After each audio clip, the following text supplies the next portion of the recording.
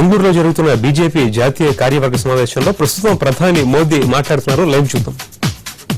लेकिन आपको जानकर के खुशी होगी, पक्की खुशी होगी भाइयों। पहले 13th फाइनेंस कमीशन में पिछले वर्ष कर्नाटक को क्या मिला था? कर्नाटक को 14,600 करोड़ रुपीज मिला था 13th फाइनेंस कमीशन में। हमारी सरकार आने के बाद 14th फाइनेंस कमीशन में कर्नाटक सरकार को 14,600 करोड़ से जंप लगा करके 24,800 करोड़ रुपीज देने का तय किया। 60 साल की यात्रा में 14,000 करोड़ पहुंचे थे, हमने एक साल में 24,000 करोड़, करीब 25,000 करोड़। कितना बड़ा! क्योंकि हम राज्यों पर भरोसा करना चाहते हैं। हम चाहते हैं कि राज्य इन पैसों का उपयोग ढांचागत सुविधाएं, इंफ्रास्ट्रक्चर, विकास की पक्की नींव, इन कामों के लिए रुपयों का उपयोग करे। इस आशा और अपेक्षा के साथ दिल्ली की तिजोरी हमने खाली कर दी है। और हमें रखना भी किसके लिए है भाई? हमने उसमें से निकालना तो है नहीं कुछ। हमने राज्यों पर विश्वास किया है। पिछली 13th फाइनेंस कमीशन के 5 वर्ष दरमियान 2010 से 2015 कर्नाटक को 61,600 करोड़ रुपए मिले थे 5 साल में। नेक्स्ट 5 ईयर में क्या मिलेगा? 61,700 करोड़ से नेक्स्ट 5 ईयर में जंप लगेगा 1,83,500 करोड़ रुपीज, यानी करीब करीब 197% इजाफा, करीब करीब 200% इजाफा। कभी किसी ने सोचा नहीं होगा कि दिल्ली यहां सरकार किस दल की है, मुख्यमंत्री कौन है, दल क्या है, सरकार कैसी चलती है, ऐसी तराजू के आधार पर नहीं, राष्ट्र का कल्याण कैसे हो, सबको साथ, सबका विकास का मंत्र लेकर के कैसे चले, दल से बड़ा देश होता है। इन सपनों को पूरा करने की दिशा में हमने प्रयास किया है। भाइयों बहनों, भारत तब तक आगे नहीं बढ़ता जब तक हिंदुस्तान का गांव आगे नहीं बढ़ता। जब तक गांव आगे नहीं बढ़ेगा, जब तक किसान के जीवन में बदलाव नहीं आएगा। और इसलिए किसान को समस्याओं से मुक्त कैसे करना, किसान को ताकतवर कैसे बनाना, टुकड़े फेंक करके हमने कभी किसानों का भला नहीं हुआ है, मानना पड़ेगा। किसानों के लिए एग्रीकल्चर सेक्टर में टेक्नोलॉजी लाने की आवश्यकता है। एग्रीकल्चर सेक्टर में किसानों की आवश्यकता के अनुसार इंफ्रास्ट्रक्चर बनाने की आवश्यकता है। किसानों को भी गांव में पक्का रोड चाहिए, किसानों को भी खेत में पानी चाहिए, किसान को भी घर में 24 घंटे बिजली चाहिए, किसान के यहां मजदूरी करने वाले गरीब को भी रहने के लिए अपना घर चाहिए। भाइयों बहनों, क्या गांव में रहने वाले व्यक्ति को ये सुविधाएं मिलनी चाहिए कि नहीं मिलनी चाहिए? बेंगलुरु शहर में रहने वाला कोई व्यक्ति इस बात से इनकार नहीं करेगा कि जो सुख सुविधा हमें मिलती है, ऐसी सुविधा गांवों में भी आनी जरूरी है। 60 साल तक हमने गांवों को अन्याय किया है, किसानों को अन्याय किया है, उसे मजबूरी में जीने के लिए नीतियां ऐसी बनाई है। आप जानते होंगे भाइयों बहन, मैं धरती पर लोगों के बीच जीने वाला इंसान, मैं आसमान से टपका हुआ इंसान नहीं हूं। गरीबों के बीच, किसानों के बीच, गांव वासियों के बीच बचपन गुजारते गुजारते आज यहां आया हूं, और इसलिए उनके दुख दर्द को भली भांति समझता हूं।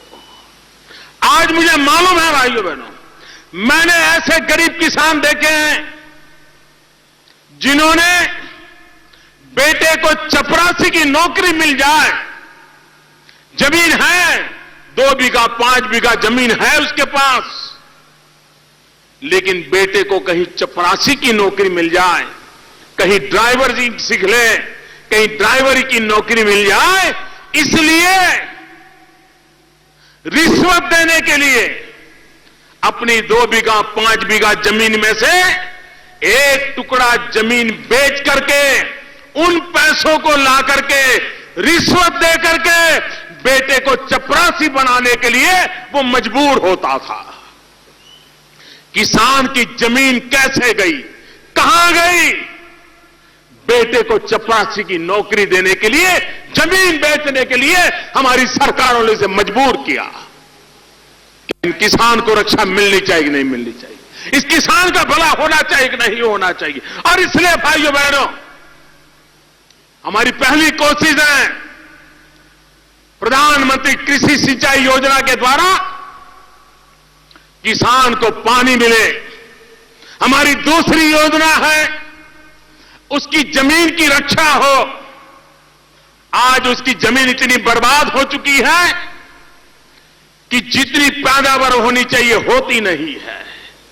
उसकी जमीन समृद्ध कैसे हो, उसकी जमीन बीमारी से मुक्त कैसे हो, दवाइयां डाल डाल करके, फर्टिलाइजर डाल डाल करके, अज्ञान के कारण जो फसल हो नहीं सकती ऐसी फसल डालने के कारण उसकी जमीन तबाह हो गई है।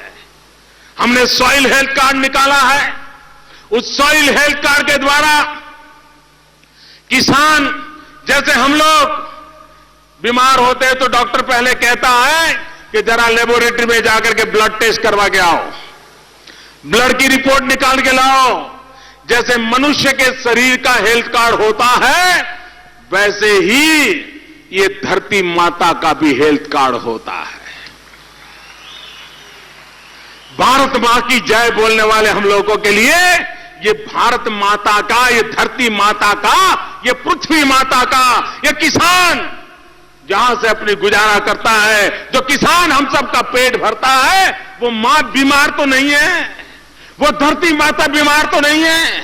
पूरे देश में ये सॉइल हेल्थ कार्ड का परीक्षण करके किसानों को सही मार्गदर्शन मिले। अरबों खरबों रुपया खर्च करके किसान की जमीन को ताकत देने का हमने का अभियान उठाया है। भाइयों बहनों, सही बीज मिले, उपयुक्त जमीन रहे, आवश्यक पानी मिले, अगर इतना कर लेंगे तो मेरे देश के किसान में ताकत है। वो पत्थर पे लात मार करके सोना पैदा कर सकता है, ये ताकत है। हमारे किसान की जो ताकत है, वो ताकत को हम पहचानते हैं, उसे मजबूती देने का हमारा प्रयास है। जो फसल पैदा होती है उसको सही मार्केट मिले, उस दिशा में हमारा प्रयास। वैल्यू एडिशन हो। आज देश का पशुधन खत्म हो रहा है और मैं हैरान हूं, जो लोग किसान की जमीन की चिंता के लिए बड़े बड़े आंदोलन चलाने के लिए निकल पड़े हैं, राजनीतिक रोटियां पकाने के लिए निकले हैं, उन्हें यह मालूम नहीं है कि किसान के जीवन में अगर जमीन जातना जितना दुखदायक है, उतना ही अगर पशुधन गांव से खत्म हो जाएगा तो गांव का पूरा अर्थ कारण खत्म हो जाने वाला है। और इसलिए हमारी कोशिश है कि पशुधन की भी रक्षा हो ताकि किसान की ताकत बढ़े। भाइयों बहनों, हम कृषि क्षेत्र के विकास के लिए कृषि विकास को 3 हिस्सों में बांटना चाहते हैं। एक तिहाई जो परंपरागत वो खेती करता है उसको आगे बढ़ाना, आधुनिक कैसे करना, टेक्नोलॉजी का कैसे उपयोग करना और प्रति हेक्टर ज्यादा पैदावार कैसे बढ़े, पैदावार की मूल्य वृद्धि कैसे हो। एक तिहाई खेत में ही वृक्षों की खेती, ट्री प्लांटेशन। हमारे यहां 2 किसान अड़ोस पड़ोस में होते हैं और डिमार्केशन के लिए बाड़ लगाते हैं। ये किसान की 2-2.5 फुट जमीन खराब होती है, उस किसान की 2 मीटर 1.5 मीटर जमीन ऐसे ही बेकार जाती है। ये तेरी खेती है, मेरी खेती, उसी के कारण अगर ये बाढ़ निकाल करके पेड़ लगा दिए जाए डिमार्केशन के लिए, वो पेड़ उसको जीवन में काम आएंगे और जमीन उपयुक्त ज्यादा होगी, ज्यादा जमीन मिलेगी। देश में कल्पना नहीं इतनी जमीन ये डिमार्केशन में बर्बाद होकर के पड़ी है। हम पूरा लैंड रिकॉर्ड को रिफॉर्म करके किसान की जमीन किसान को वापस मिले, इसका बड़ा अभियान चलाना चाहते हैं। ये झूठ फैलाने वालों को मालूम नहीं है किसान की रक्षा कैसे हो। और तीसरा काम, पोल्ट्री का काम हो, दूध का काम हो, मत्स्य उद्योग का काम हो, खेती के साथ ये काम में बढ़ावा मिले ताकि मेरे देश के किसान को कभी पीछे मुड़ करके देखना न पड़े। भाइयों बहनों, हिंदुस्तान हमारा तिरंगा, तिरंगे झंडे में 3 रंग है और एक चौथा अशोक चक्र है ब्लू कलर का। एक प्रकार से चतुरंगी है हमारा राष्ट्र ध्वज।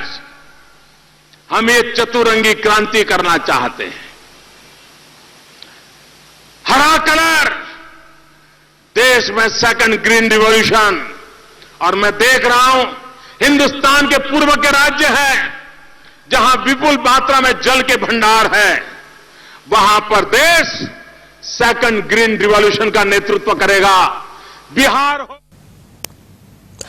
దేశంలో సంవత్సరాల తరబడి ఒక నైరాశ్య వాతావరణం ఏర్పడిందని ప్రపంచంలో కూడా భారతదేశంలో పాలసీ పెరాల్సినటువంటి అభిప్రాయం ఏర్పడింది. అయితే తాము అధికారంలోకి వచ్చిన తర్వాత తీసుకుంటున్న చర్యలతో భారతదేశ ప్రజలకి, ప్రపంచానికి మరోసారి భారతదేశ భవితం మీద నమ్మకం కుదిరిందని ప్రధాని అంటున్నారు.